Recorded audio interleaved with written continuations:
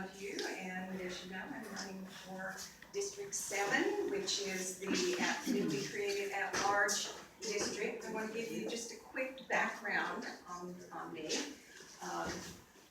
I taught for 38 years as a secondary language arts teacher, and the last 8 years of that career were right here in Lee County as their high school. And I can tell you that I decided to run for school board, and I am recently retired. I decided to run for school board well before I retired, because I'd be looking around and say, that piece of the curriculum could be enhanced, or that doesn't seem to be running smoothly. Why doesn't the district do?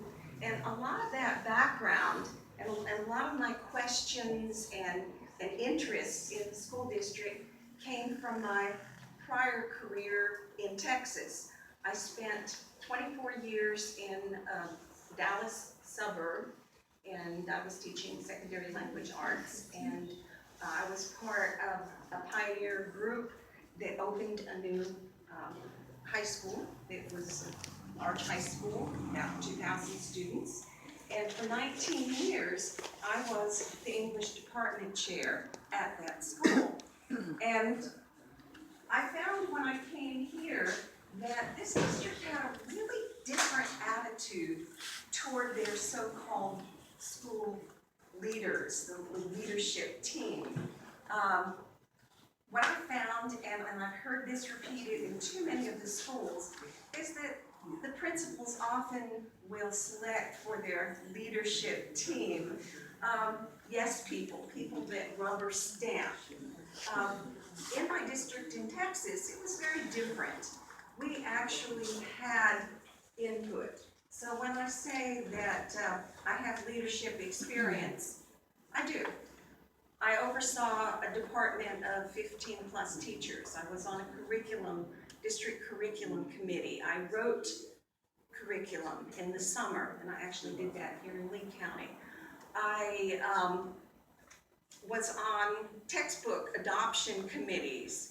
Now, like Mr. Manaya, I didn't have a multi-million-dollar budget. I think our budget for English was something like $8,000 a year. But I can tell you, I spent every penny, and I spent it really wisely. So anyway, you obviously have a real clear-cut choice in District 7, and you don't even want to think about the other two candidates, one of whom is so far to the right, she's going to fall off the edge of it. But anyway, so that's a little bit about my background.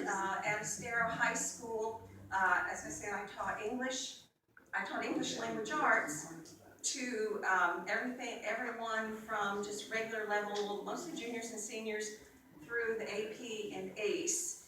So those students have a place in my heart, and I think we can do better for our top students. And I also taught reading. And so I saw high school students who read on a third grade level. And that has a place in my heart.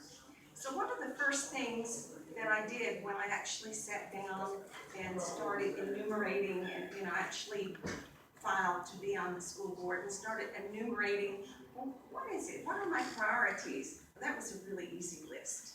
I could make a list of those and then I started saying, okay, I know, I need to narrow this down. I need to find a focus. And I realized everything goes back to money.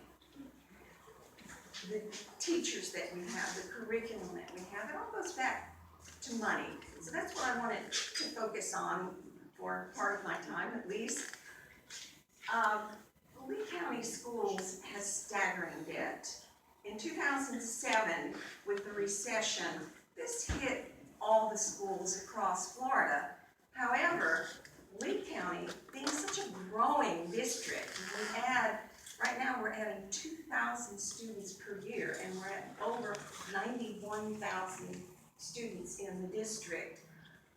That really hit us hard, and we had money taken away, millage money taken away by the state. Of course, we had a change in Tallahassee when Governor Rick Scott came in, and he has not, now that, well, he's not going to be reelected because he's reached his term limit, but he seems to be trying to get back, and you know, it's a liar, liar, pants on fire thing when he says, oh, I've got the biggest education budget ever for Florida.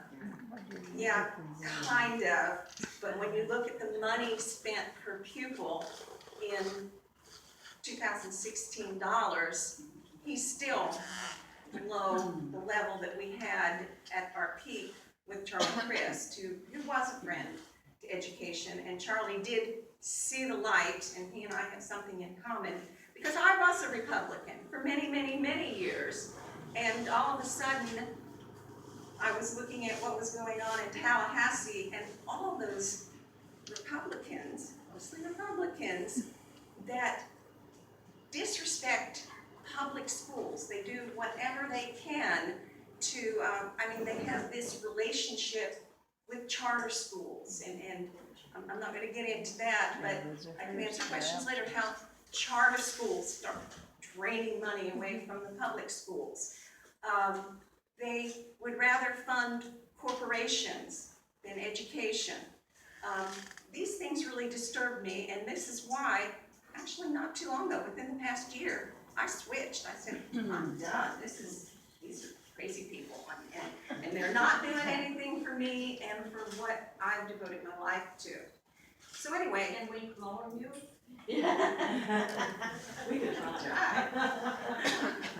So at any rate, Lee County is so far in debt that we pay $51 million a year just in debt service.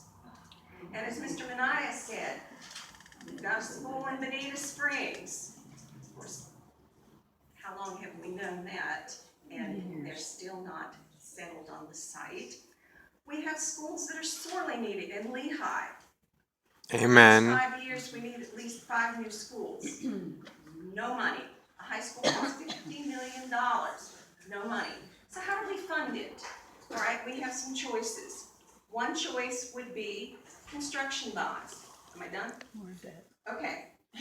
Ask me about the half-cent sales tax, because that's what I favor. Thank you.